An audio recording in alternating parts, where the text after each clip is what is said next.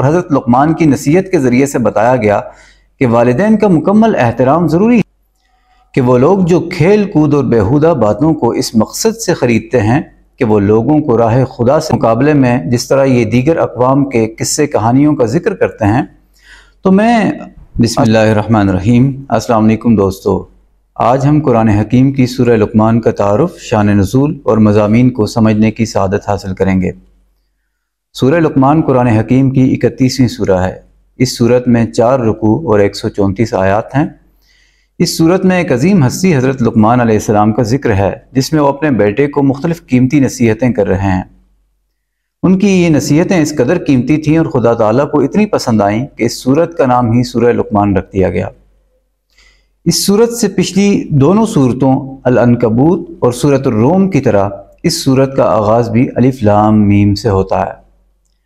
ابتدائی آیات میں کہا گیا کہ وَمِنَ النَّاسِ مَن يَشْتَرِي لَهْوَ الْحَدِيثِ لِيُضِلَّ عَن سَبِيلِ اللَّهِ وَيَتَّخِذَهَا هُزُوًا أُولَٰئِكَ لَهُمْ عَذَابٌ مُّهِينٌ، کہ وہ لوگ جو کھیل کود اور بیہودہ باتوں کو اس مقصد سے خریدتے ہیں کہ وہ لوگوں کو راہ خدا سے دور کر سکیں، تو ایسے لوگ دردناک عذاب کے مستحق ہیں۔ ان آیات کے ذریعے سے یہ بتایا گیا، یہ شان نزول بھی واضح کیا گیا کہ ایک خاص واقعے کی طرف یہاں اشارہ کیا جا رہا ہے کہ معروف مشرک نضر بن حارث جو قریشی سردار تھا، اس نے قریش والوں سے یہ بات کی کہ تم لوگ رسول اللہ صلی اللہ علیہ وسلم کو جس طرح کے برے الزامات لگا کر رسوا کرنا چاہتے ہو اور انہیں روکنا چاہتے ہو، ایسا پاسبل نہیں ہے،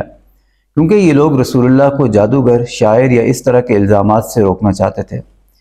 اس نے ایک نئی پروپوزل پیش کی اور یہ کہا کہ میں عراق اور شام کا سفر کروں گا اور وہاں سے رسول اللہ کے مقابلے میں جس طرح یہ دیگر اقوام کے قصے کہانیوں کا ذکر کرتے ہیں، تو میں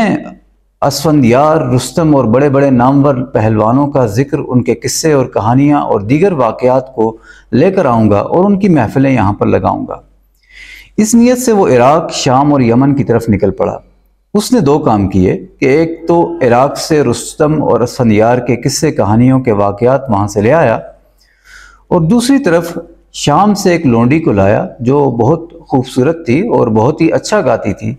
اس طریقے سے اس نے ان کی محفلیں مکہ کے اندر لا کر شروع کر دیں۔ اس کا مقصد یہ تھا کہ رسول اللہ صلی اللہ علیہ وسلم کی طرف جو نوجوان اٹریکٹ ہوتے ہیں، جو آپ کی دعوت کو قبول کرتے ہیں، ان کے مقابلے میں اس طرح کی محفلیں میں اپنے طور پہ لگاؤں، چاہے وہ گانے بجانے کے ذریعے سے یا رستم و اسفندیار کے قصے کہانیوں کی محفلیں لگا کر وہ رسول اللہ صلی اللہ علیہ وسلم کے فالورز کو ان سے ڈسٹریکٹ کرنا چاہتا تھا۔ تو اللہ تعالیٰ نے اس طرف تنبیہ کی اور فرمایا کہ ایسے لوگ جو رسول اللہ کے مقابلے میں ایسی محفلیں برپا کرتے ہیں، یہ لوگ دردناک عذاب کے مستحق ہیں۔ اسی طرح آج بھی دنیا میں نوجوانوں کو علمی، فکری اور تحقیقی ڈسکشنز اور سیاسی اور سماجی ڈائلاگ سے روکنے کے لیے اور ان کی اٹینشن ایسے پروڈکٹیو کاموں سے ڈائیورٹ کرنے کے لیے طرح طرح کے فیک ایشوز جو ہیں وہ کریٹ کیے جاتے ہیں۔ غیر ضروری ڈرامے، فلمیں، بیہودہ شاعری اور سنگنگ، یہاں تک کہ فحش ویڈیوز کو بھی رواج دیا جاتا ہے۔ ان کا مقصد یہ ہوتا ہے کہ ایلیٹ کلاس کے مظالم کے بارے میں عام پبلک سوچ بھی نہ سکے۔ پھر دوسرے رکوع سے حضرت لقمان علیہ السلام کا ذکر کیا گیا ہے۔ حضرت لقمان بعض روایات کے مطابق حضرت ایوب علیہ السلام کے کزن یا ان کے بھانجے تھے۔ یہ پیغمبر نہیں تھے، لیکن اپنی حکمت و فراست اور وزڈم کی وجہ سے پورے اہل عرب میں مشہور تھے،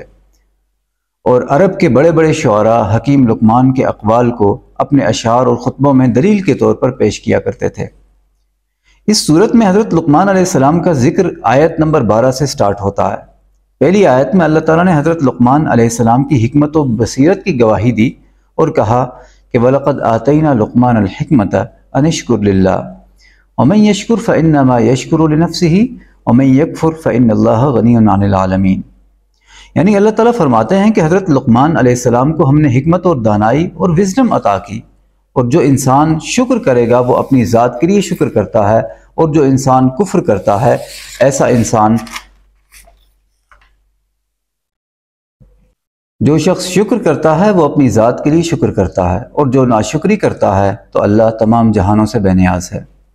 اگلی آیات میں بتایا گیا کہ وہ لقمان جن کو تم حکمت و وزڈم کا سمبل سمجھتے ہو، وہ تو مشرک نہیں تھے، وہ تو توحید کے علم بردار تھے۔ انہوں نے تو اپنے بیٹے کو بھی نصیحت کرتے ہوئے کہا تھا کہ یا بنی لا تشرک باللہ، کہ اے میرے بیٹے تم شرک میں مبتلا نہ ہونا، کیونکہ شرک سب سے بڑا ظلم ہے۔ اور پھر عربوں کے اس پروپیگنڈے کو بھی رد کیا گیا کہ تم لوگ توحید پر چل کر والدین کی نافرمانی کرنے، اور نافرمانی تو گناہ ہے، اور حضرت لقمان کی نصیحت کے ذریعے سے بتایا گیا کہ والدین کا مکمل احترام ضروری ہے، لیکن ان کے کہنے کے اوپر شرک یا حرام کام کرنا درست نہیں ہے۔ پھر حضرت لقمان علیہ السلام کی دیگر قیمتی نصیحتوں کا ذکر کیا گیا کہ انہوں نے اپنے بیٹے کو نماز قائم کرنے، نیکی کرنے کا حکم دیا، گناہوں سے رکنے اور مصیبتوں کے سامنے ڈٹ جانے کی تلقین کی، اور کسی بھی شخص سے بد کلامی اور بدتمیزی سے منع کیا۔ اور پھر یہ نصیحت کہ تم میانہ روی اختیار کرو، تم اکڑ کر نہ چلو، تم اپنی آواز کو آہستہ رکھو، کیونکہ زور زور سے چلا کر بات کرنے سے کوئی بڑا نہیں ہو جاتا، کیونکہ سب سے بدتر اور ناگوار آواز گدھے کی ہوتی ہے، اگرچہ وہ بہت اونچی ہوتی ہے۔ پھر آگے چل کر اللہ کی نشانیوں اور انسان پر اس کے احسانات کا ذکر کر کے یہ بتایا گیا کہ اللہ کی انسٹرکشنز کو چھوڑ کر اپنے آباء و اجداد کی پیروی کرنا کھلی گمراہی ہے۔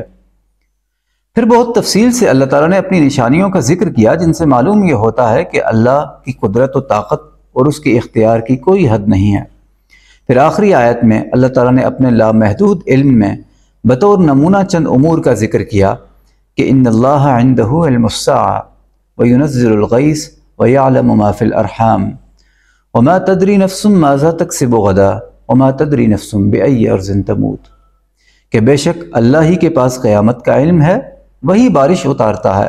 وہی جانتا ہے کہ ماؤں کے پیٹوں میں کیا ہے، اور اسی کو خبر ہے کہ وہ کل کیا کرے گا،